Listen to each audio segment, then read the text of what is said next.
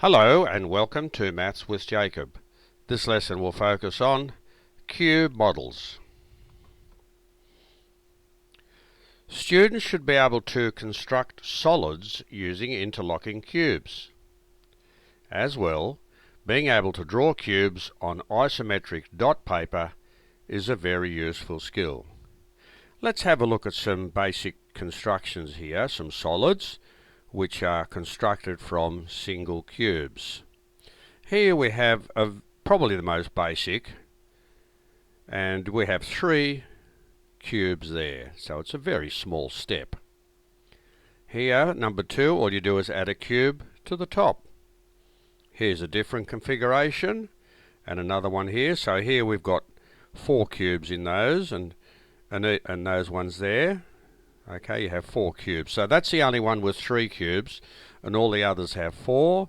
And you can just see just the different configurations and the different way of looking at them. Now, isometric dot paper is very, very useful tool here. It actually allows you to draw the solid.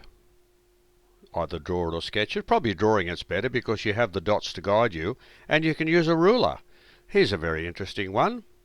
You can see the dots are perfectly placed. See how they're made? And you can't make a mistake because the dots guide you. They give you the correct angles and the correct distances. And here are 2 others. That's a very basic one here, and this one's a little bit more complex. But you can see how it's so much easier when you're using the actual dots, and it gives you a good indication of the three-dimensional nature of that solid.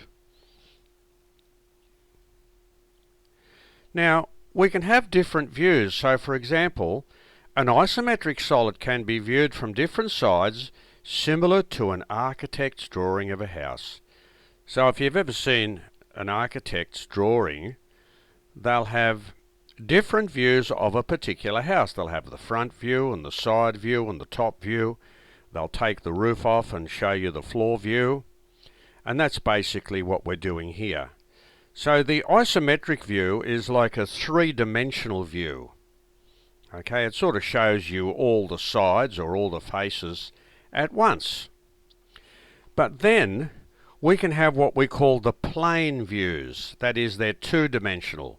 So for example, if we look at this solid here, over here we've got the top view. So imagine you're looking at it from the top, you're looking down this way. All you do is you see 4 faces. And there they are. That's all you see. The left view basically is looking at it from this angle here. And that's what you see. The front view looks at it from there. And that's what you see there. And then the right view looks at it from there. And that's what you see. So that's basically what an architect does. Gives you a view of all the different sides of a house. And good architects will also draw, if you like, a 3D. It's a lot harder to do, a 3D view of the house. That's not easy, but these are the main ones. You have to have the plane views because the builders then look at the plane views and they know how to build the house.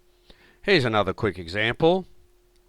We've got 1, 2, 3, 4, 5, 6, 7, 8, 9, 10. So there are 10 little cubes here. So the front view, so for this example, you're looking from there. Okay, so this one here, the front view, you're looking there. The top view, you're looking down from there, and that's all you see. And this one here, 1, 2, 3, 4, you're basically looking from that direction there. Okay? So this video has given us a very basic introduction to solids. We've seen some isometric solids, and we've also seen how to represent the different sides, viewing the particular 3-dimensional solid from different sides, much the same as an architect does when a house is being drawn.